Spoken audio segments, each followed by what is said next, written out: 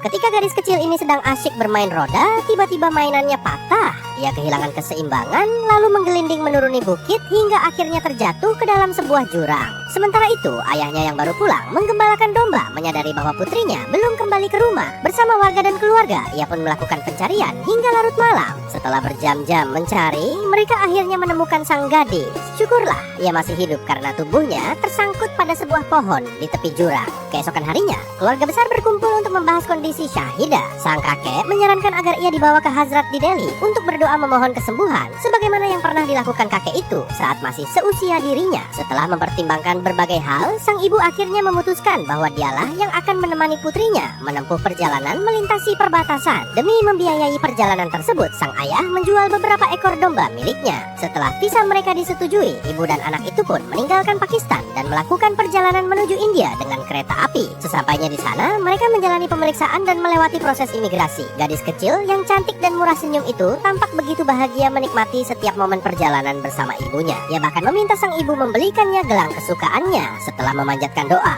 agar putrinya segera diberikan kesembuhan, keduanya bersiap untuk kembali ke negara mereka dengan menggunakan kereta malam. Namun, kereta yang akan mereka tumpangi tiba-tiba mengalami gangguan. Petugas meminta seluruh penumpang untuk beristirahat sementara waktu hingga perbaikan selesai dilakukan. Setelah masalah teratasi, perjalanan akan kembali dilanjutkan. Saat semua penumpang terlelap dalam tidur, gadis kecil itu tiba-tiba terbangun. Di luar jendela, ia melihat seekor anak domba yang terjebak di dalam sebuah lubang. Tanpa berpikir panjang, ia turun dari kereta dan berusaha menyelamatkan hewan malang tersebut. Namun pada saat yang sama, kereta yang ditumpanginya mulai bergerak perlahan untuk melanjutkan perjalanan. Karena gadis itu seorang tunarungu, ia tidak dapat berteriak memanggil ibunya yang masih tertidur lelap di dalam kereta. Ia hanya bisa berlari sekuat tenaga sambil melambaikan kedua tangannya, berharap seseorang melihatnya. Ia terus berlari mengejar kereta yang semakin menjauh. Namun akhirnya, langkah kakinya terhenti dengan napas terengah-engah dan mata yang mulai berkaca-kaca. Ia hanya bisa memandangi kereta yang membawa ibunya pergi, meninggalkannya seorang diri di tengah gelapnya malam. Gadis kecil itu hanya bisa menangis saat menyadari dirinya tertinggal kereta yang membawa ibunya semakin jauh. Dalam gelapnya malam, ia berdiri seorang diri tanpa tahu harus pergi kemana. Tak lama kemudian, ia melihat sebuah kereta barang yang sedang berhenti. Berharap bisa menyusul ibunya, gadis itu segera naik ke salah satu gerbong. Namun tanpa ia ketahui, kereta tersebut berganti lokomotif dan bergerak ke arah yang berlawanan dengan kereta yang ditumpangi ibunya. Sementara itu, sang ibu terbangun dari tidurnya dan langsung menyadari bahwa putrinya tidak berada di sampingnya. Dengan panik, ia berjalan menyusuri setiap gerbong penumpang, memeriksa satu persatu kursi, bahkan memeriksa kamar kecil. Semakin lama, kepanikannya berubah menjadi ketakutan. Ia berteriak memanggil nama anaknya hingga membuat seluruh penumpang terbangun. Dalam keadaan darurat, seseorang segera menarik tuas darurat dan kereta pun berhenti mendadak. Ketika petugas datang, sang ibu memohon agar kereta kembali ke tempat semula. Namun petugas menjelaskan bahwa hal itu tidak dapat dilakukan begitu saja. Ia harus mengurus kembali izin dan visa untuk memasuki India, serta diminta bersabar sambil menunggu proses pencarian. Mendengar hal itu, sang ibu tak kuasa menahan air mata.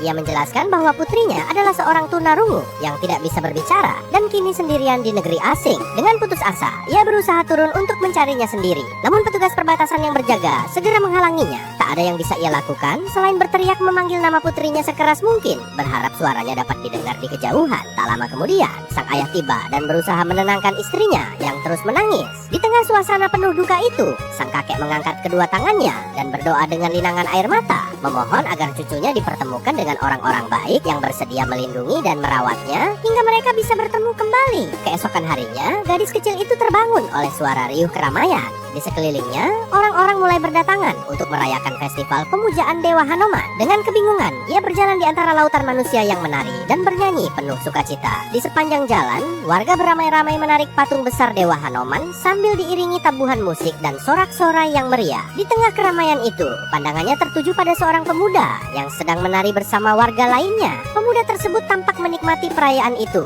dengan penuh semangat. Setelah acara selesai, pemuda itu pergi ke sebuah rumah makan untuk membersihkan diri dan memesan makanan. Namun saat hendak meneguk minumannya, ia tiba-tiba menyadari sesuatu yang aneh. Di hadapannya berdiri seorang gadis kecil yang tidak dikenalnya dengan tatapan polos dan wajah yang tampak kelelahan. Gadis itu terus memandang ke arahnya tanpa mengucapkan sepatah kata pun, membuat sang pemuda bertanya-tanya siapa sebenarnya anak kecil yang tersesat itu dan mengapa ia berada seorang diri di tempat tersebut.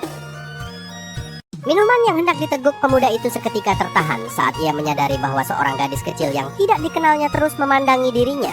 Awalnya ia mengira gadis itu sedang melihat ke arah lain. Namun setelah menoleh ke sekeliling, ia sadar bahwa tatapan polos itu memang tertuju kepadanya. Merasa iba, pemuda itu lalu mengulurkan segelas minuman. Tanpa ragu sedikit pun, gadis kecil itu segera menghampirinya dan menghabiskan minuman tersebut dalam sekejap. Melihat gelas yang langsung kosong, pemuda itu pun mengerti bahwa gadis tersebut sangat lapar. Ia segera memesan makanan untuknya. Tak lama kemudian, sang penjual menghampiri sambil tersenyum dan berkata bahwa gadis itu meminta 2 porsi makanan. Benar saja, begitu hidangan datang, ia langsung menyantapnya dengan lahap seolah sudah lama tidak makan. Saat mencoba mengajaknya berbicara, mereka akhirnya menyadari bahwa gadis kecil itu tidak dapat mendengar. Setelah memastikan ia sudah tenang, pemuda itu berpesan agar gadis tersebut menghabiskan makanannya terlebih dahulu. Lalu ia pun pergi meninggalkan tempat itu. Namun ternyata gadis kecil itu justru terus mengikuti dirinya. Dengan heran, pemuda itu kembali bertanya, "Apalagi yang kamu inginkan?" Tentu saja gadis itu tidak mampu menjawab. Ia hanya berdiri diam sambil memandang wajah pemuda tersebut. Pemuda itu kemudian mengeluarkan sejumlah uang dan mencoba memberikannya. Namun gadis itu tetap tidak bergerak sedikit pun. Saat itulah ia akhirnya menyadari kenyataan yang sebenarnya. Gadis kecil itu bukan meminta makanan, bukan pula meminta uang. Ia tersesat. Karena itu, pemuda tersebut membawanya ke sebuah kuil dan memintanya untuk menunggu di sana. Ia berusaha meyakinkan sang gadis bahwa orang tuanya pasti akan datang mencarinya. Setelah itu, pemuda tersebut menaiki sebuah bus untuk melanjutkan perjalanannya. Namun baru beberapa saat bus bergerak, ia melihat sosok kecil berlari di belakang kendaraan itu. Gadis tersebut kembali mengejarnya. Dengan napas tersengal-sengal, ia terus berlari berusaha mengikuti satu-satunya orang yang telah menunjukkan kebaikan kepadanya sejak ia tersesat. Melihat pemandangan itu, hati pemuda tersebut luluh. Ia segera meminta sopir menghentikan bus, lalu turun dan menghampiri gadis kecil itu. Tak ingin meninggalkannya lagi, ia pun membawa gadis tersebut ke kantor polisi. Setelah mendengar penjelasannya, polisi mengatakan bahwa mereka dapat menerima laporan mengenai anak yang hilang itu. Namun mereka menolak jika pemuda tersebut berniat meninggalkan sang gadis di kantor polisi. Menurut mereka, kantor polisi bukanlah panti asuhan, melainkan tempat untuk menangani para pelaku kejahatan dan berbagai perkara hukum. Polisi kemudian meminta alamat lengkap pemuda tersebut dan berjanji akan menghubunginya apabila ada laporan dari orang tua yang sedang mencari anak mereka. Tak memiliki pilihan lain, pemuda itu akhirnya mengajak gadis kecil tersebut pulang bersamanya. Tanpa ia sadari, keputusan sederhana yang diambilnya hari itu akan mengubah hidup mereka berdua untuk selamanya. Karena tidak memiliki uang kembalian, kondektur bus memberikan uang 10 rupiah kepada seorang pemuda. Ia kemudian menunjuk gadis yang duduk di sebelahnya dan berkata bahwa 5 rupiah dari uang tersebut adalah milik gadis itu. Mendengar hal itu, pemuda tersebut langsung bertanya, "Lalu bagaimana dengan 5 rupiah milikku?" Dengan santai, gadis itu menjawab, "Tidak apa-apa, ambil saja semuanya." Namun pemuda itu merasa tidak enak hati. Gadis tersebut kembali berkata bahwa ia tidak mempermasalahkannya dan mempersilahkan pemuda itu menyimpan uang tersebut. Akan tetapi, pemuda itu tetap menolak. Ia bersikeras ingin membagi uang itu dengan adil. Perdebatan kecil pun tak terhindarkan. Semakin lama, gadis itu semakin kesal hingga akhirnya ia memutuskan turun dari bus. Meski begitu, pemuda tersebut langsung mengejarnya. Ia tetap berusaha memberikan bagian uang yang menjadi hak gadis itu. Dengan nada kesal, gadis tersebut berkata, "Kenapa tidak menukarkan saja uang itu ke pedagang?" Mendengar saran tersebut, pemuda itu segera menghampiri seorang pedagang untuk menukar uangnya. Namun ketika ia kembali, gadis yang dicarinya sudah menghilang dari pandangannya. Beberapa waktu kemudian, pemuda itu tiba di rumah seorang paman yang merupakan sahabat dekat mendiang ayahnya. Saat sampai di sana, ia melihat sang paman sedang melatih gulat bersama para muridnya. Namun betapa terkejutnya ia ketika mendapati gadis yang ditemuinya di dalam bus ternyata juga berada di tempat itu. Begitu melihatnya, gadis tersebut langsung menunjukkan wajah kesal dan mulai memarahinya karena kejadian di bus tadi. Melihat putrinya marah kepada orang asing, sang ayah segera mengusir pemuda itu. Namun setelah mengetahui bahwa pemuda tersebut adalah putra dari sahabat lamanya, sikapnya langsung berubah. Ia mempersilahkan pemuda itu masuk, memberinya tempat tinggal, serta menjamunya dengan makanan hangat. Saat mengetahui bahwa pemuda itu datang ke Delhi untuk mencari pekerjaan, sang paman menyarankan agar ia melamar kerja di sekolah tempat putrinya mengajar sebagai guru. Hari-hari pun mulai berlalu. Suatu sore, ketika sedang menjemur pakaian, pemuda itu melihat seekor monyet mendekatinya. Karena belum terbiasa, ia langsung membungkukkan badan dengan hati-hati sambil memperhatikan hewan tersebut. Tingkahnya yang canggung membuat gadis itu tertawa geli. Ia lalu menghampirinya dan memberikan obat nyamuk. Namun saat gadis itu hendak pergi, pemuda tersebut menahannya sejenak. Ia merogoh sakunya, mengambil mengambil sesuatu, lalu meminta gadis itu mengulurkan tangan. Dengan heran, gadis itu pun menuruti permintaannya. Sesaat kemudian, pemuda tersebut meletakkan uang 5 rupiah di telapak tangannya. Ternyata, sejak perdebatan mereka di dalam bus, ia masih menyimpan uang itu dan terus berusaha mengembalikannya. Melihat kesungguhan tersebut, rasa kesal gadis itu perlahan menghilang. Sambil tersenyum tipis, ia berkata, "Namaku bukan Nona." Pemuda itu menatapnya dengan bingung. Gadis itu lalu melanjutkan, "Namaku Rasika." Dan akhirnya, untuk pertama kalinya sejak pertemuan mereka yang penuh pertengkaran, keduanya saling tersenyum dan berkenalan dengan cara yang semestinya. Ketika sedang makan di sebuah restoran, gadis kecil ini malahan duduk melamun sambil meneteskan air matanya. Ternyata ia melihat seorang ibu yang sedang menyuapi anaknya, membuat ia teringat pada ibunya sendiri yang kini sedang berada jauh dari dirinya. Rasa rindu yang selama ini dipendam membuatnya tak mampu menahan kesedihan. Melihat gadis kecil itu bersedih, Rasika segera menghampirinya dan berusaha menghiburnya. Untuk membuatnya tersenyum kembali, Rasika bahkan memesankan ayam, makanan kesukaan gadis tersebut. Sementara itu, di sebuah acara lamaran, rombongan calon besan telah tiba di rumah keluarga sang gadis. Paman gadis itu kemudian meminta seorang pemuda untuk memanggil keponakannya agar segera menemui para tamu. Pemuda itu pun menemui sang gadis dan memintanya turun. Namun gadis tersebut justru meminta agar ia mengulurkan tangannya. Keduanya kemudian turun bersama sambil bergandengan tangan. Pemandangan itu membuat keluarga calon besan terkejut, termasuk kedua orang tua sang gadis. Setelah berdiri di hadapan ayahnya, gadis itu dengan tegas mengatakan bahwa ayahnya pernah mengajarkan bahwa seorang wanita harus melihat kebaikan dalam diri calon suaminya. Ia lalu mengungkapkan bahwa pemuda di sampingnya adalah pria yang dicintainya. Pengakuan itu membuat sang ayah langsung meminta maaf kepada keluarga calon besan. Namun mereka merasa dipermalukan dan memilih pergi dengan penuh kemarahan. Situasi tersebut membuat sang pemuda gugup. Akan tetapi, ayah sang gadis kemudian berkata bahwa ia memberinya waktu 6 bulan untuk mencari pekerjaan dan memiliki rumah yang layak. Jika gagal, ia akan mencarikan pria lain yang dianggap lebih pantas untuk putrinya. Mendengar restu itu, sang gadis terharu dan langsung memeluk ayahnya. Sang ibu pun ikut larut dalam kebahagiaan dan menyuapi pemuda tersebut sebagai bentuk penerimaan keluarga. Sepulangnya ke rumah, pemuda itu membawa seorang gadis kecil yang tersesat. Melihat hal itu, pamannya bertanya apa yang akan ia lakukan. Sang paman juga mengingatkannya agar tetap fokus mencari pekerjaan demi masa depan keluarganya. Setelah menikah nanti, saat gadis kecil itu sedang mencuci tangan, ia mencium aroma harum masakan dari rumah tetangga. Tak lama kemudian, mereka melihat sebuah keluarga yang panik mencari anak perempuan mereka yang hilang dan belum ditemukan. Pemuda itu bersama keluarganya pun ikut membantu pencarian. Hingga akhirnya, gadis kecil tersebut berhasil ditemukan sedang asyik menikmati ayam goreng di rumah tetangga. Melihat itu, sang pemuda segera masuk dan mengajaknya pulang. Namun gadis kecil tersebut masih enggan beranjak karena belum selesai makan. Akhirnya, pemuda itu berjanji akan mengajaknya makan di sebuah restoran. Barulah gadis kecil itu bersedia pulang bersamanya. Gadis kecil yang tersesat ini diajak si pemuda berdoa pada sebuah kuil. Ia meminta sang gadis untuk mengangkat kedua tangannya dan mengikuti tata cara berdoa seperti yang dilakukannya. Gadis itu mencoba mengikuti, namun pandangan gadis ini terus tertuju ke sebuah masjid yang berada di belakang mereka. Pemuda itu beberapa kali memintanya kembali fokus, namun gadis kecil itu tetap menoleh ke arah masjid, seolah ada sesuatu yang menarik perhatiannya. Tak lama kemudian, pemuda itu terkejut karena gadis tersebut tiba-tiba menghilang dari sampingnya. Ia segera mencarinya ke segala arah, hingga akhirnya mendapati gadis kecil itu telah masuk ke dalam masjid. Dengan sedikit ragu, pemuda itu memberanikan diri melangkah masuk dan mulai mencarinya. Sesampainya di dalam, ia terdiam melihat gadis kecil itu sedang duduk dengan tenang. Dengan cekatan, gadis tersebut mengenakan hijab di kepalanya, lalu menengadahkan kedua tangan dan mulai berdoa. Pemandangan itu membuat pemuda tersebut hanya bisa memandanginya tanpa berkata apa-apa. Setelah beberapa saat, ia keluar dari masjid. Rasika yang menunggunya segera bertanya, di mana gadis kecil itu berada? Pemuda itu menjawab bahwa gadis tersebut adalah anak seorang muslim dan sedang berada di dalam masjid untuk berdoa. Ia bahkan merasa seolah gadis itu telah mengkhianati kepercayaannya. Mendengar hal itu, Rasika langsung marah. Menurutnya, tidak mungkin seorang anak berusia 6 tahun memahami arti pengkhianatan. Rasika juga menegaskan bahwa menolong seseorang tidak seharusnya dipandang dari kasta maupun agamanya. Tanpa menunggu lebih lama, ia segera masuk ke dalam masjid untuk mencari sang gadis. Namun, setelah mereka mencari ke berbagai sudut, gadis kecil itu tidak juga ditemukan. Saat pencarian terus berlangsung, tiba-tiba gadis kecil itu muncul dan langsung memeluk pemuda yang telah menyelamatkannya. Pelukan polos itu membuat hati sang pemuda luluh. Sejak saat itu, ia semakin menyayangi gadis tersebut dan bertekad untuk selalu menjaganya. Sementara itu, di rumah, seluruh keluarga sedang berkumpul menyaksikan pertandingan final kejuaraan dunia kriket. Mereka tampak tegang dan kecewa melihat tim India tertinggal dari Pakistan pada pertandingan hari itu. Namun berbeda dengan yang lain, gadis kecil itu justru bertepuk tangan setiap kali Pakistan memperoleh poin. Tingkahnya membuat sang paman mulai kesal. Ketika Pakistan akhirnya memenangkan pertandingan, gadis kecil itu malah berdiri dan melompat-lompat kegirangan. Semua orang memandangnya dengan heran. Tak berhenti di situ, ia mendekati layar televisi, lalu mencium gambar bendera Pakistan yang muncul di layar. layar. Melihat hal tersebut, sang pemuda akhirnya menyadari sesuatu. Gadis tunarungu yang selama ini mereka rawat ternyata bukan berasal dari India, melainkan dari negara tetangga, Pakistan.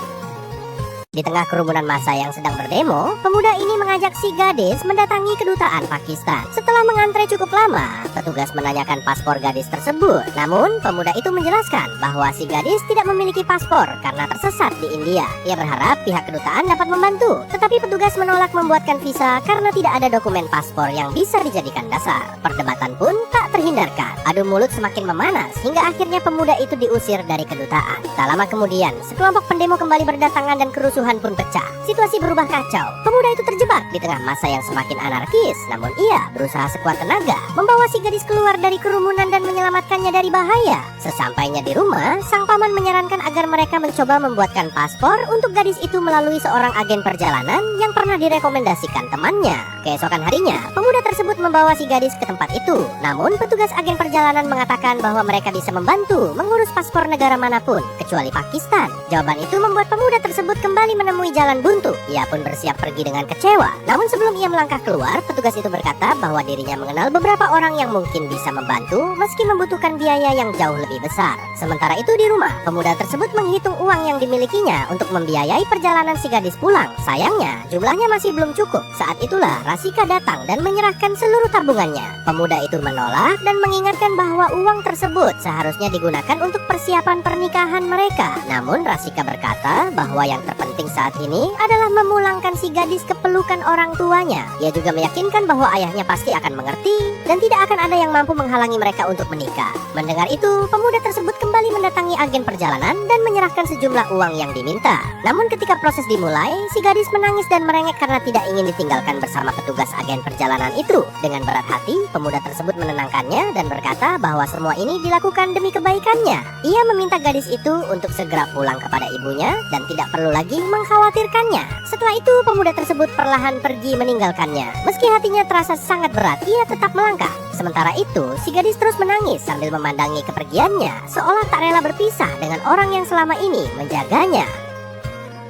Dengan berat hati, pemuda ini terpaksa meninggalkan si gadis bersama seorang agen perjalanan yang berjanji akan mengantarkannya pulang ke Pakistan. Namun saat perpisahan itu terjadi, si gadis terus menangis sambil memandangi kepergian pemuda tersebut seolah tak rela berpisah dengannya. Di sisi lain, pemuda itu terus melangkah pergi. Meski berusaha tegar, hatinya dipenuhi kesedihan. Setelah berbulan-bulan bersama, menjaga dan menemani gadis yang tersesat itu, kini mereka harus berpisah. Saat melewati seorang pedagang yang menjual gelang kesukaan si gadis, langkahnya tiba-tiba terhenti. Ia teringat betapa gadis itu sangat menyukai gelang tersebut. Tanpa berpikir panjang, ia membelinya dan berniat kembali untuk memberikannya sebagai hadiah perpisahan. Dengan semangat, ia bergegas kembali ke kantor agen perjalanan. Namun sesampainya di sana, kantor itu ternyata sudah tutup. Saat kebingungan mencari tahu apa yang terjadi, ia melihat si gadis sedang dibawa pergi menggunakan sebuah becak. Pemuda itu langsung berlari mengejarnya. Ia terus mengikuti arah becak tersebut, berusaha sekuat tenaga agar tidak kehilangan jejak.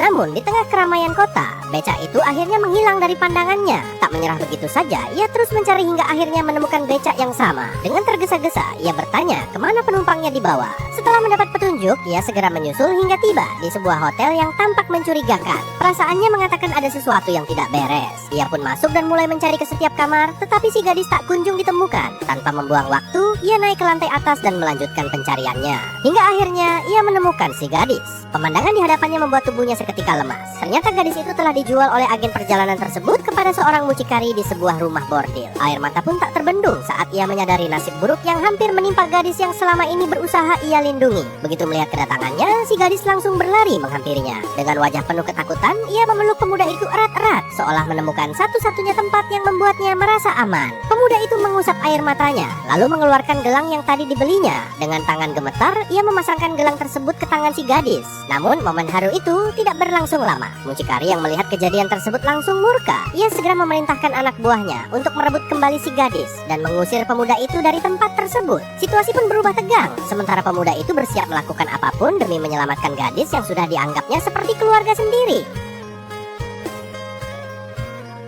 Pemuda ini mendobrak masuk ke dalam ruangan dan mendapati anak gadis itu sedang dijual oleh seorang petugas travel kepada seorang mucikari. Begitu melihat kedatangannya, si gadis langsung berlari menghampirinya. Namun sang mucikari segera memerintahkan anak buahnya untuk merebut kembali gadis tersebut. Pemuda itu menahan tangan mereka. Ia tidak ingin ada seorang pun lagi yang menyentuh gadis itu. Saat salah seorang pria mencoba menyerangnya, pemuda tersebut langsung membalas hingga pria itu terlempar menembus kaca jendela dan jatuh ke bawah. Pemandangan itu membuat sang mucikari terkejut, sementara petugas travel yang menjual si gadis mulai ketakutan dan buru-buru melemparkan kembali uang hasil penjualan kepada sang mucikari. Tak lama kemudian seorang pria lain datang menyerang. Namun pemuda itu dengan mudah mengangkat dan melemparkannya ke arah kursi sang mucikari sebagai peringatan. Dua orang lainnya ikut menyerbu, tetapi semuanya berhasil dihalau. Salah satunya dilempar hingga memecahkan kaca jendela, sementara yang lain dibanting keras ke lantai. Melihat kejadian itu, petugas travel tersebut semakin gemetar ketakutan. Lalu pemuda itu berjalan mendekatinya. Beberapa saat kemudian, petugas travel itu pun terlempar keluar jendela dan tersangkut di kabel listrik yang berada di luar bangunan. Sambil menggandeng si gadis, pemuda itu keluar dari tempat tersebut. Semua orang yang melihatnya hanya bisa terdiam. Perlahan-lahan mereka memberi jalan, membiarkannya pergi membawa pulang anak gadis yang sebelumnya pernah ia tinggalkan. Sesampainya di rumah, ia berkata kepada Rasika, tunangannya, bahwa ia akan mengantarkan gadis itu sendiri hingga bertemu kembali dengan kedua orang tuanya, meskipun dirinya tidak memiliki paspor maupun visa. Keesokan harinya, mereka turun dari sebuah bus dan tiba di sebuah padang luas. Dari sana, perjalanan dilanjutkan dengan berjalan kaki menuju perbatasan. Tak lama kemudian, sebuah mobil menghampiri mereka. Pengemudinya menawarkan jasa untuk membantu menyeberangi perbatasan dengan sejumlah bayaran. Awalnya pemuda itu menolak dan memilih untuk terus berjalan kaki. Namun pria tersebut memperingatkan bahwa mereka harus melewati pagar listrik dan menghindari patroli petugas perbatasan yang bisa menangkap mereka kapan saja. Akhirnya, pemuda itu setuju. Ia dan si gadis pun pergi bersama mereka untuk menyeberangi perbatasan. Bagaimana kelanjutan ceritanya? Tiba-tiba pria ini muncul dari dalam gurun pasir, kemudian disusul oleh si pemuda bersama anak gadis itu. Mereka ternyata berhasil melintasi perbatasan negara melalui sebuah terowongan pasir yang dibuat oleh para penyelundup. Namun, pemuda yang sangat jujur itu merasa tidak nyaman. Ia berkata bahwa semua ini salah dan seharusnya mereka meminta izin secara resmi. Mendengar ucapan tersebut, pria yang mengantar mereka langsung panik dan memilih meninggalkan mereka begitu saja. Tak lama kemudian, pemuda itu tertangkap oleh petugas perbatasan. Mereka menanyakan bagaimana dirinya bisa melewati pagar perbatasan. Dengan jujur, pemuda itu menjawab bahwa mereka masuk melalui sebuah terowongan. Jawaban tersebut membuat para petugas terkejut. Mereka segera memeriksa lokasi yang dimaksud dan benar saja terowongan itu ditemukan. Akibatnya, pemuda dan si gadis dipulangkan kembali, sementara para petugas segera menutup terowongan tersebut dengan pasir. Namun beberapa saat kemudian, ketika patroli kembali dilakukan, para petugas terkejut melihat mereka sudah berada di dalam area pagar perbatasan sekali lagi. Kali ini, pemuda itu langsung disiksa dan dipukuli oleh para petugas. Sementara si gadis hanya bisa menangis melihat orang yang selama ini melindunginya diperlakukan seperti itu. Meski sudah memohon kepada pimpinan petugas, permintaannya tetap ditolak. Hingga akhirnya pemuda itu berjanji bahwa setelah menemukan orang tua si gadis dan mengantarkannya pulang dengan selamat, ia akan segera kembali ke negaranya. Mendengar tekadnya, pimpinan petugas berkata bahwa mereka akan kembali berpatroli dalam waktu 10 menit. Ia memerintahkan pemuda itu untuk pergi kemanapun yang diinginkannya sebelum mereka kembali. Jika masih berada di sana, ia akan ditembak. Setelah mengatakan itu, para petugas pun pergi. Sementara itu, si gadis terus mengajak pemuda tersebut untuk segera meninggalkan tempat itu. 10 menit kemudian, para petugas kembali. Namun mereka masih melihat pemuda itu berdiri di tempat yang sama. Kali ini, senjata mulai diarahkan ke arahnya. Meski demikian, pemuda itu tetap berkata bahwa ia hanya ingin mengantarkan si gadis pulang dan tidak ingin memasuki negara orang lain tanpa izin. Melihat kejujuran serta keteguhan hatinya, hati para petugas akhirnya mulai luluh. Mereka pun mengizinkannya melintas sambil memperingatkan agar ia segera kembali setelah urusannya selesai. Akankah pemuda ini berhasil mengantarkan si gadis kembali ke pelukan kedua orang tuanya? Karena rasa penasarannya, gadis kecil itu memandangi sebuah borgol yang tergeletak di dekat seorang polisi yang sedang makan di samping mereka. Setelah selesai makan, mereka kembali melanjutkan perjalanan untuk mencari orang tua si gadis. Namun di tengah perjalanan mereka dikejar dan dihentikan oleh beberapa polisi. Polisi tersebut mengatakan bahwa mereka kehilangan borgol saat makan tadi, lalu langsung menggeledah keduanya. Ketika memeriksa tas yang dibawa si gadis, mereka menemukan borgol yang hilang itu, sehingga pemuda tersebut langsung ditampar. Setelah mengetahui bahwa pemuda itu berasal dari India dan tidak memiliki paspor, polisi kembali menamparnya. Mereka menuduh keduanya sebagai mata-mata dan segera menangkap mereka. Sementara Sementara itu, seorang reporter lokal yang sedang meliput berita mendapat informasi dari temannya bahwa ada seorang mata-mata yang baru saja ditangkap. Mendengar kabar tersebut, ia segera bergegas menuju kantor polisi untuk mendapatkan liputan eksklusif. Sesampainya di sana, wartawan itu langsung mengajukan beberapa pertanyaan kepada si pemuda. Tak lama kemudian, ia mulai merekam laporan tentang seorang mata-mata India yang ditangkap bersama rekannya, seorang gadis kecil berusia 6 tahun yang disebut-sebut telah dilatih untuk tidak mengatakan apapun. Di dalam kantor polisi, seorang petugas memeriksa ponsel milik si pemuda. Setelah membuka kartu SIM-nya, ia menemukan bahwa kartu tersebut berasal dari India. Akibatnya, Rasika tidak bisa lagi menghubungi si pemuda untuk menanyakan keadaannya. Sementara di luar, wartawan lepas itu segera menelepon sebuah stasiun televisi untuk menawarkan berita yang baru saja diperolehnya. Namun, pihak televisi ternyata tidak tertarik dengan berita tersebut dan langsung memutus sambungan teleponnya. Di ruang interogasi, polisi bertanya, apa tujuan mereka memasuki Pakistan tanpa izin? Pada saat yang sama, si gadis sedang memperhatikan sebuah foto pada kalender yang tergantung di dinding. Ia tiba-tiba tersenyum, lalu bergegas mengambil kalender itu dan menunjukkannya kepada si pemuda. Melihat gambar tersebut, si pemuda langsung menyadari bahwa pegunungan di foto itulah tempat asal si gadis. Ia pun merasa sangat senang dan berkata kepada polisi bahwa dirinya akhirnya telah menemukan rumah si gadis. Polisi itu bertanya, apa rumahnya berada di sana? Pemuda itu menjelaskan bahwa si gadis tidak bisa berbicara. Namun karena masih tidak percaya, polisi tersebut justru memaksa si gadis untuk segera berbicara. Tak tahan melihat seorang polisi memperlakukan gadis kecil itu dengan kasar, bahkan memaksanya untuk berbicara, pemuda tersebut tidak bisa lagi menahan amarahnya. Ia langsung melawan, mendorong polisi itu hingga ketakutan, lalu membanting polisi lain yang mencoba menghentikannya. Sementara itu, wartawan tadi masih sibuk meliput berita tentang penangkapannya. Namun sang kameramen terkejut saat melihat pemuda itu berhasil melarikan diri. Mereka pun segera membuntutinya. Ketika sebuah bus melintas, pemuda tersebut langsung menghentikannya dan naik bersama si gadis. Mengetahui mereka menaiki bus itu, wartawan tersebut memutuskan untuk ikut mengejar. Ia berlari, naik ke dalam bus, lalu duduk di bangku bagian belakang. Tak lama kemudian, ia diam-diam melaporkan lokasi dan tujuan perjalanan si pemuda kepada polisi yang sebelumnya telah dihajarnya. Saat kondektur datang untuk memeriksa tiket, pemuda itu menunjukkan foto pegunungan pada kalender dan bertanya di mana lokasi tempat tersebut berada. Ia menjelaskan bahwa dirinya sedang berusaha mengantarkan seorang gadis tunarungu yang tersesat di Pakistan agar bisa kembali ke keluarganya. Dari tempat duduknya, wartawan itu menyimak seluruh percakapan mereka. Di sisi lain, polisi yang telah mengetahui bus yang mereka tumpangi segera melakukan pengejaran. Setelah berhasil menemukan bus tersebut, mereka menghadangnya dengan sebuah blokade hingga kendaraan itu terpaksa berhenti. Para polisi pun langsung naik ke dalam bus untuk melakukan penangkapan. Namun setibanya di dalam, mereka tidak menemukan pemuda maupun gadis kecil itu. Mereka kemudian bertanya kepada seluruh penumpang apakah ada yang melihat seorang pemuda bersama seorang anak perempuan. Akan tetapi, kondektur dan seluruh penumpang kompak menggelengkan kepala. Hal itu membuat para polisi kebingungan sebelum akhirnya memutuskan untuk pergi. Polisi tersebut kemudian melaporkan kepada atasannya mengenai lokasi pegunungan yang terdapat pada foto kalender itu. Sementara bus kembali melanjutkan perjalanan. Tak lama kemudian terungkap bahwa pemuda dan gadis kecil itu sebenarnya bersembunyi di atas bus. Mereka berhasil lolos berkat bantuan wartawan tadi yang akhirnya mengetahui tujuan sebenarnya dari si pemuda dan menyadari bahwa ia bukanlah seorang mata-mata. Wartawan itu lalu bertanya, bagaimana kita bisa menemukan orang tua gadis ini sementara dia tidak bisa berbicara? Saat terbangun dari tidurnya, pemuda itu mendapati banyak anak-anak yang sedang menertawakan dirinya dan si gadis yang sedang tertidur pulas. Ia pun bertanya di mana mereka sedang berada sekarang. Saat mengetahui bahwa dirinya sedang berada di dalam sebuah masjid, pemuda Hindu yang taat itu langsung bergegas keluar. Namun tak lama kemudian, seorang ustaz datang mengendarai sepeda motor dan bertanya mengapa ia hanya duduk di depan. Ustaz tersebut kemudian mempersilahkannya untuk masuk. Pemuda itu menjawab bahwa dirinya bukan seorang muslim dan merasa tidak pantas berada di dalam masjid. Namun sang ustaz tersenyum dan berkata bahwa masjid adalah tempat yang terbuka bagi siapa saja. Karena itulah pintu masjid tidak pernah dikunci. Meski begitu, pemuda tersebut tetap memilih berada di luar. Akan tetapi, ketika melihat sebuah mobil patroli polisi melintas di dekat sana, ia segera berlari kembali masuk ke dalam masjid. Di dalam, ia menunjukkan foto pegunungan yang terdapat pada kalender kepada sang ustaz dan menanyakan lokasi tempat tersebut. Ustadz itu kemudian memanggil murid-murid mengajinya, memperlihatkan foto itu, lalu bertanya apakah ada yang mengenali tempat tersebut. Sementara itu, polisi yang masih berpatroli melihat kameramen sang wartawan.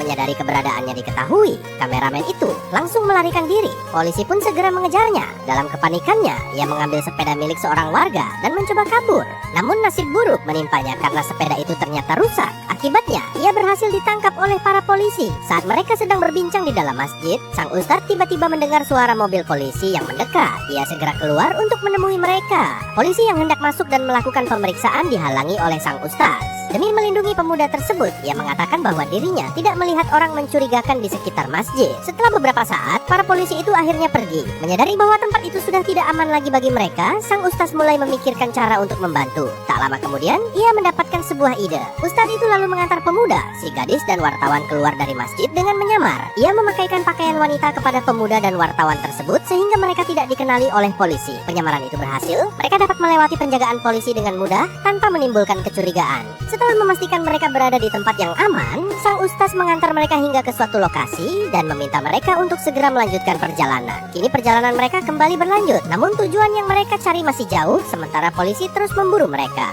Di sisi lain, satu-satunya petunjuk yang mereka miliki hanyalah foto pegunungan yang diyakini sebagai kampung halaman si gadis bisu. Akankah mereka akhirnya berhasil menemukan keluarga gadis kecil itu sebelum polisi kembali menangkap mereka? Ataukah justru rintangan yang lebih besar sedang menunggu di depan?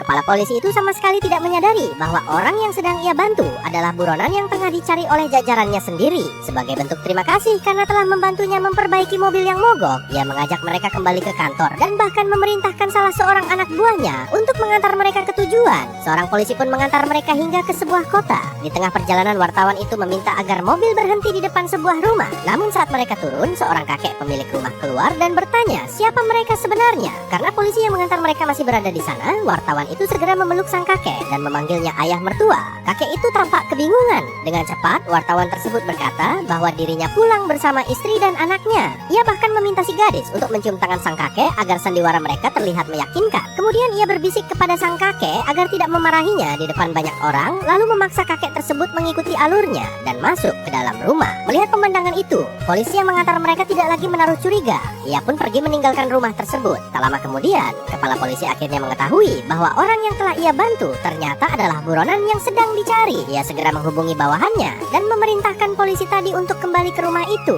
Sesampainya di sana, polisi tersebut langsung mengetuk pintu. Setelah dibukakan oleh sang kakek, ia bertanya di mana anak dan menantunya yang tadi datang. Dengan tenang, kakek itu menjawab bahwa dirinya tidak memiliki anak maupun menantu dan orang-orang yang dimaksud sudah pergi sejak lama. Mendengar jawaban itu, polisi tersebut menjadi kesal. Ia sadar bahwa mereka kembali kehilangan jejak buronan yang sedang diburu. Sementara itu, pemuda, wartawan, dan gadis kecil tersebut terus melanjutkan perjalanan mereka. Mereka berpindah dari satu tempat ke tempat lain, menginap di mana saja yang bisa dijadikan tempat beristirahat, serta menumpang kendaraan apapun yang dapat membawa mereka lebih dekat ke tujuan. Hari demi hari berlalu hingga akhirnya mereka tiba di kawasan pegunungan yang sangat mirip dengan pemandangan pada foto kalender. Mereka yakin bahwa tempat itu adalah petunjuk terbesar yang pernah mereka temukan. Namun meski telah menyusuri berbagai desa dan perkampungan, mereka masih belum berhasil menemukan orang tua si gadis. Pada suatu malam saat mereka beristirahat, wartawan itu mencoba menyemangati si pemuda. Ia mengatakan bahwa mereka sudah sangat dekat dengan tujuan dan mengaku memiliki sebuah ide untuk menemukan keluarga gadis itu lebih cepat. Keesokan harinya, ia kembali menghubungi sebuah stasiun televisi dan menawarkan berita tentang seorang anak hilang yang sedang berusaha dipulangkan kepada keluarganya. Sayangnya, seperti sebelumnya, pihak televisi kembali menolak untuk menyiarkan laporannya. Tak lama setelah panggilan itu berakhir, ponselnya tiba-tiba berdering. Ternyata yang menelepon adalah kameramennya yang selama ini ditahan polisi. Kameramen tersebut diam-diam menanyakan posisi mereka saat ini. Namun tanpa disadari, polisi yang mengawasinya ikut mendengar percakapan tersebut. Akhirnya, pihak kepolisian berhasil mengetahui lokasi mereka berada. Tanpa membuang waktu, mereka segera mengerahkan tim dan memulai pengejaran sekali lagi. Kini ketika harapan untuk menemukan keluarga si gadis semakin dekat, bahaya justru kembali datang. Polisi terus memburu mereka, sementara waktu semakin sedikit. Jika tertangkap sekarang, seluruh perjuangan panjang mereka bisa berakhir sebelum gadis kecil itu sempat bertemu kembali dengan orang tuanya.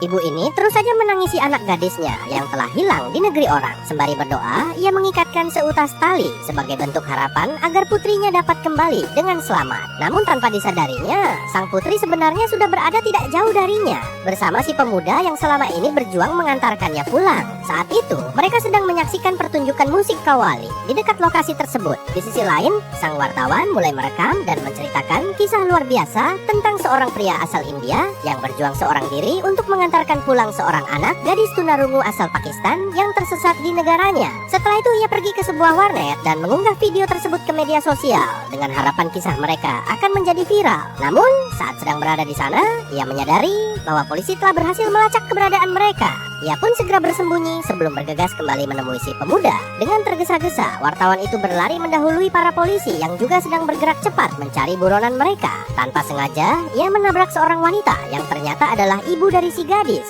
Namun karena terburu-buru, ia tidak menyadari hal itu dan terus berlari untuk memperingatkan rekannya. Sesampainya di lokasi, ia segera mengajak si pemuda untuk pergi dari sana. Tak lama kemudian, polisi tiba, tetapi mereka sudah lebih dulu bersembunyi dan mengawasi dari kejauhan. Untuk mengelabui polisi, para petugas memaksa kameramen yang mereka tahan untuk menelepon sang wartawan. Ketika telepon diangkat, wartawan itu dengan sengaja memberikan informasi palsu dan mengatakan bahwa dirinya berada di tempat lain. Tipuan itu berhasil membuat polisi menjauh dari lokasi mereka yang sebenarnya. Malam harinya, wartawan tersebut menunjukkan video yang telah ia unggah. Gadis kecil itu tampak tertarik dan meminta video tersebut diputar ulang. Saat menonton kembali, ia tiba-tiba menunjuk layar dan menunjukkan sosok ibunya yang terekam secara tidak sengaja di dalam video. Mereka juga melihat sebuah bus yang ditumpangi sang ibu. Petunjuk itu menjadi harapan baru bagi mereka. Keesokan harinya, mereka mendatangi terminal dan mulai mencari informasi tentang bus tersebut. Setelah bertanya kepada beberapa sopir, akhirnya mereka mengetahui bahwa desa yang mereka cari bernama Sultanpur. Mendengar informasi itu, mereka langsung bersuka cita. Untuk pertama kalinya setelah perjalanan panjang yang penuh rintangan, mereka merasa bahwa perjuangan mereka akan segera membuahkan hasil. Sementara itu, para polisi yang masih memburu mereka menonton video viral yang dibuat sang wartawan. Dari video tersebut, mereka menyadari bahwa selama ini mereka telah ditipu dan bahwa buronan yang mereka cari ternyata masih berada di wilayah yang sama. Melihat ada seorang anak gadis berlari ke arahnya, wanita itu langsung terdiam. Dalam sekejap, ia akhirnya menyadari bahwa anak yang selama ini dicari dan dirindukannya kini telah kembali. Dengan mata yang dipenuhi air mata, sang ibu pun ikut berlari untuk menyambut kepulangan putrinya. Di sisi lain, gadis kecil itu juga berlari sekuat tenaga menuju ibunya, menangis haru bersama setelah sekian lama terpisah di negeri orang. Sementara sang wartawan terus mengikuti mereka sambil merekam momen yang begitu mengharukan itu. Sebuah pertemuan yang selama berbulan-bulan hanya hidup dalam doa dan harapan seorang ibu. Akhirnya, ibu dan anak itu saling berpelukan erat. Semua kerinduan, kesedihan, dan penantian panjang seolah terbayar dalam satu momen yang tak terlupakan. Pertemuan tersebut berhasil terjadi setelah sebelumnya pemuda dan wartawan itu menghadapi razia polisi yang menghadang perjalanan mereka. Mobil yang mereka tumpangi dihentikan, lalu seluruh penumpang diperiksa satu persatu. Dengan mengenakan penutup kepala, si pemuda turun dari kendaraan. Namun seorang polisi mulai curiga dan memintanya membuka penutup tersebut. Begitu wajahnya terlihat, pemuda itu langsung mendorong polisi tersebut, lalu melompat dan berlari menuruni bukit. Ternyata ia sengaja melakukan hal itu untuk mengalihkan perhatian polisi agar rekan-rekannya dapat membawa si gadis pergi dengan aman menuju keluarganya. Sementara wartawan dan gadis kecil itu melanjutkan perjalanan, pemuda tersebut terus berlari memancing seluruh polisi mengejarnya. Namun setelah pengejaran panjang, ia akhirnya berhasil dijatuhkan dan ditangkap. Para polisi yang marah langsung memukulinya. Meski demikian, ia kembali meloloskan diri dengan menjatuhkan tubuhnya menggelinding menuruni bukit. Dalam keadaan terluka, ia tetap berusaha melanjutkan pelarian. Saat mencoba menyeberangi sungai, seorang polisi mengangkat senjatanya dan membidik ke arah pemuda itu. Terdengar suara tembakan. Tubuh pemuda tersebut langsung terjatuh setelah tertembus peluru. Di saat yang sama, video perjuangan mereka telah menjadi viral dan ditonton jutaan warga Pakistan. Banyak orang tersentuh oleh kisah seorang pria India yang rela mempertaruhkan segalanya demi mengantarkan seorang anak Pakistan kembali ke keluarganya. Video itu bahkan sampai kepada Rasika, tunangannya yang selama ini terus merindukan kepulangannya dan tak pernah berhenti berharap agar ia kembali dengan selamat. Kini, setelah berhasil mempertemukan seorang anak dengan ibunya, nasib sang pemuda berada di ujung tanduk. Apakah ia masih mampu bertahan hidup setelah tertembak? Ataukah pengorbanannya akan menjadi akhir dari perjalanan panjang yang telah mengubah hidup begitu banyak orang? Pemuda itu terus disiksa dan dipaksa untuk mengakui bahwa dirinya adalah seorang mata-mata yang menyusup ke negara Pakistan. Namun setelah melakukan penyelidikan lebih dalam, seorang agen intelijen menemukan bahwa pemuda tersebut sama sekali bukanlah seorang mata-mata. Temuan itu segera dilaporkan kepada seorang menteri. Sayangnya, sang menteri tidak peduli dengan hasil penyelidikan tersebut. Ia justru memerintahkan agar penyiksaan tetap dilanjutkan sampai pemuda itu mengaku. Sementara itu, sang wartawan akhirnya menerima kabar baik. Stasiun televisi yang sebelumnya menolak kini bersedia membeli dan menayangkan liputan yang telah dibuatnya. Tak lama kemudian, kisah perjuangan pemuda tersebut mulai disiarkan ke seluruh Pakistan dan ditonton oleh jutaan orang. Berita itu bahkan menyebar hingga ke India. Semua orang yang pernah bertemu dan berurusan dengan pemuda tersebut menjadi kagum setelah mengetahui perjuangan luar biasa yang telah dilakukannya demi mengantarkan seorang anak pulang ke keluarganya. Keesokan harinya, di sebuah pos perbatasan antara Pakistan dan India, para petugas dibuat terkejut. Dari berbagai penjuru, ratusan bahkan ribuan orang mulai berdatangan untuk mengantar kepulangan pemuda itu ke negaranya. Di tengah kerumunan, wartawan tersebut menghampirinya. Ia meminta agar suatu hari nanti pemuda itu kembali berkunjung ke Pakistan. Keduanya pun berpelukan untuk terakhir kalinya. Momen perpisahan itu membuat sang wartawan begitu terharu hingga terus meneriakkan kata-kata penyemangat saat pemuda tersebut berjalan menuju perbatasan. Di sisi lain gerbang, Rasika telah menunggu bersama ayahnya. Setelah sekian lama menanti, akhirnya ia bisa melihat orang yang selama ini dirindukannya. Namun, perintah dari sang menteri masih berlaku. Pemuda itu tetap tidak diizinkan melintasi perbatasan. Meski begitu, polisi yang selama ini mengejarnya berdiri dan berkata bahwa suara rakyat Pakistan jauh lebih besar daripada kehendak seorang menteri yang meminta para petugas untuk membebaskan pemuda tersebut dan mengizinkannya pulang. Setelah mempertimbangkan keadaan, para petugas akhirnya setuju. Gerbang perbatasan pun dibuka. Dengan langkah perlahan, pemuda itu berjalan menuju negaranya. Sebelum melintas, ia menoleh dan mengucapkan terima kasih kepada seluruh warga Pakistan yang telah mendukungnya. Namun tepat saat ia hendak pergi, gadis kecil tunarungu itu datang berlari sambil melambaikan tangan sebagai tanda perpisahan. Sayangnya, pemuda tersebut tidak melihatnya. Lalu sesuatu yang tak pernah diduga pun terjadi. Untuk pertama kalinya, gadis kecil itu berhasil mengeluarkan suara. Dengan sekuat tenaga, ia memanggil paman. Kedua orang tuanya langsung terkejut. Mereka tak percaya anak yang selama ini tidak pernah berbicara, akhirnya mampu mengucapkan kata pertamanya. Gadis itu terus berteriak memanggil sang paman, berusaha menyampaikan rasa terima kasih yang selama ini tersimpan di dalam hatinya. Suara itu akhirnya terdengar oleh si pemuda.